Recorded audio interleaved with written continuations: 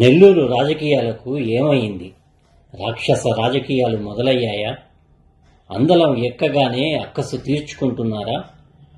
నెల్లూరులోని ఒక ప్రముఖ నాయకుని కొడుకు కారు తిరుపతి నుంచి నెల్లూరు రహదారిపై వెళ్తోండగా ఒక గుర్తు తెలియని వాహనం డైరెక్ట్గా వచ్చి యాక్సిడెంట్ చేసి దర్జాగా వెళ్ళిపోయింది.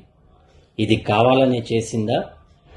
ఇదే యువ నాయకుని కారుకు 3 ఏళ్ల క్రితం ఇలాగే యాక్సిడెంట్ అయ్యింది. అప్పుడు కూపిలాగితే 30 కోట్ల సుపారీ తీసుకుని హత్యా ప్రయత్నం చేసినట్టు తేలింది. సుపారీ కోసం డబ్బులు చేతులు మారాయా? మళ్ళీ ఇదే యువ నాయకుని మీద అదే తరహా ప్రయత్నం జరిగిందా?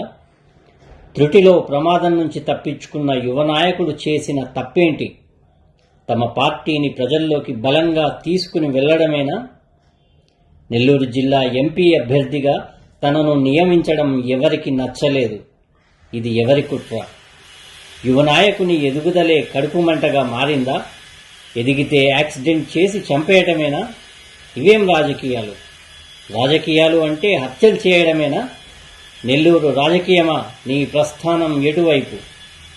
నెల్లూరు రాజకీయాలు నెత్తుటి సిరాతో రాస్తోంది ఎవరు? Please like, share, subscribe and comment G3 Media.